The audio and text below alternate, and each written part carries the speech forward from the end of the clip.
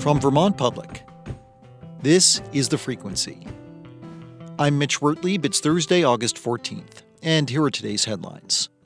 The University of Vermont Medical Center in Burlington is reducing the number of patients they're admitting for overnight care as part of their plan to cut costs. The hospital is also working to shorten how long patients stay by discharging patients to nursing homes and other residential care facilities more quickly when possible. During heat waves, though, there's an increased demand for hospital services. That's been the case this week, says Dr. Stephen Leffler. He is the president of UVM Medical Center, and he spoke with state regulators this week. It's almost totally predictable. If you have 3 or 4 extremely hot days, the ER is going to be very, very busy. There's going to be a number of people have to be admitted. And so we did see a bump up in the number of people waiting overnight. Officials with the medical center have said they don't plan to cut any patient services this year, even as they propose to decrease commercial insurance rates by nearly 8%. The board will decide hospital budgets by mid-September. Vermont Public School students head back to the classroom in about 2 weeks. And as students and administrators are getting ready to go back to school, so are school counselors. But Vermont lags far behind the recommended number of school-based mental health professionals per student, says Shannon Newell. She's a school counselor in Rutland County and president of the Vermont Association of School Psychologists. Newell discussed the counselor shortage on Vermont Edition Tuesday. The recommended ratio of school psychologists to students is 1 to 500. And in the state of Vermont, we're at about 1 school psych for every 970 students. So we're almost double the recommended ratio for school psychologists, and then similarly school counselors. So for those students that need services, they're not able to access them. Newell says many therapists in the state who specialize in working with children outside of school also have long waiting lists. An international graduate student at Dartmouth College has decided to drop a lawsuit against the Trump administration after the government reinstated his legal status. Xiaotian Liu was one of the first students to sue the Trump administration in early April after his status had been revoked. His lawyers, including the New Hampshire ACLU, think that his lawsuit helped persuade the government to reinstate the status of thousands of other students in similar situations. Gilles Bissonnette from the ACLU said that Liu is back to where he started. Mr. Liu is very pleased with this settlement. So he can now go about doing what he loves to do, which is studying computer science. But months later, the reasons for initially revoking Liu's status are unclear, as lawyers for the government and the Department of Homeland Security have not responded to multiple requests for comment. And Secretary of State Sarah Copeland-Hanzas says she will not release Vermont's voter data to the Trump administration. She says a number of states have received this request and that it's only a matter of time before Vermont does. The administration says it wants the information to reduce election fraud. It includes Social Security numbers, driver's license numbers, and other identifiable information. Copeland-Hanzas says Vermont law prohibits the sharing of this data. She also doesn't trust how the administration might use it. This information in the hands of an administration that seems intent on retribution is a dangerous thing. Copeland-Hanzas says it would also be illegal to share the data because the U.S. Constitution specifically gives states, not the federal government, the authority to oversee elections. Coming up, President Trump's harsh rhetoric and tariffs against Canada have resulted in a sharp drop-off of Canadian visits to Vermont. That loss of tourism is being felt most acutely in the Northeast Kingdom.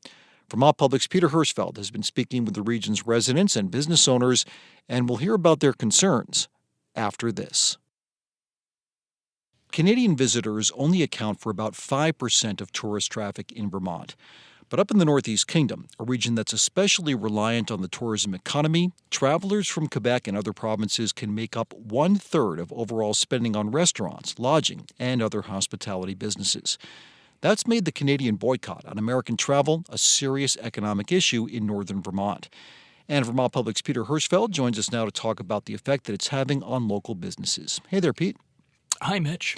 So, Pete, President Trump's challenge to Canada's sovereignty, most notably by saying that he wants it to become America's 51st state, has not gone over well in Canada. That could be an understatement. What kind of effect, though, is that rhetoric having on the kingdom so far this summer? It's been pretty dramatic, Mitch. Rick Ufford Chase is the mayor of Newport, which is about 2 miles away from Canada.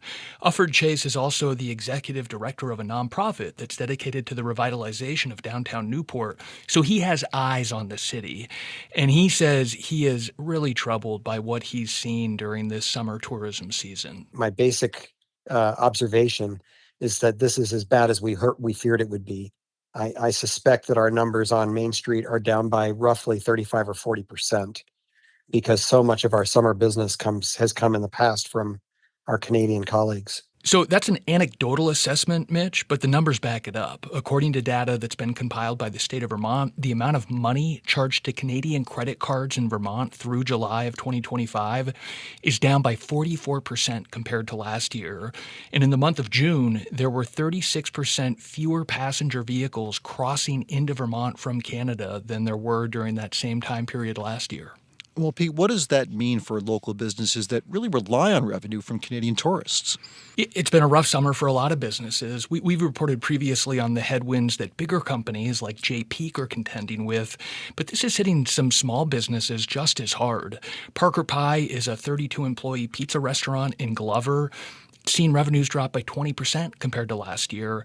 And the owner tells me she thinks that's almost entirely due to Canadians boycotting the U.S.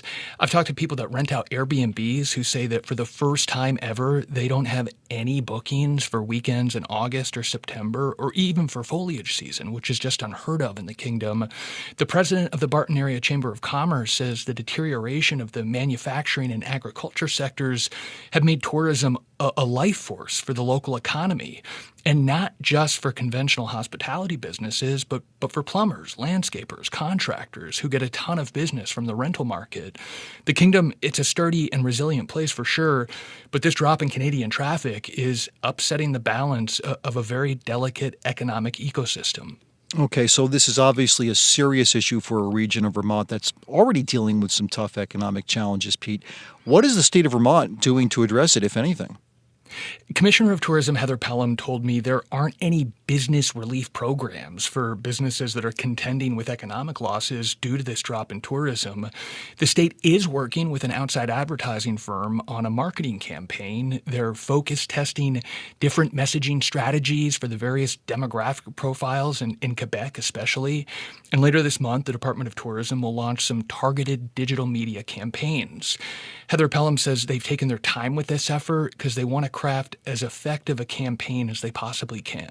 Because as much as we would love to be able to affect visitation this summer, fall, we're really focused on our long-term brand reputation and affinity with our Canadian neighbors. So as you can hear there, Mitch, not a lot of optimism that Vermont can stem the tide in the short term. There's a sense among everyone I talk to that it's going to take some time to mend the wounds that led to this situation. And tourism-reliant businesses, which include everything from the restaurants that serve food, the landscapers mowing lawns, are just going to try to hold on until things get better. That's Vermont Public's Pete Hirschfeld, and you can read his full dispatch from the Kingdom at vermontpublic.org. Pete, thanks so much. Thank you, Mitch. Thanks for listening to The Frequency today. We had additional reporting from Lexi Krupp, Michaela Lafrac, the New England News Collaborative, and Bob Kinzel. Today's episode was edited by Stephanie Colombini, and our music is by Blue Dot Sessions. I'm Mitch Wertlieb. Talk to you tomorrow.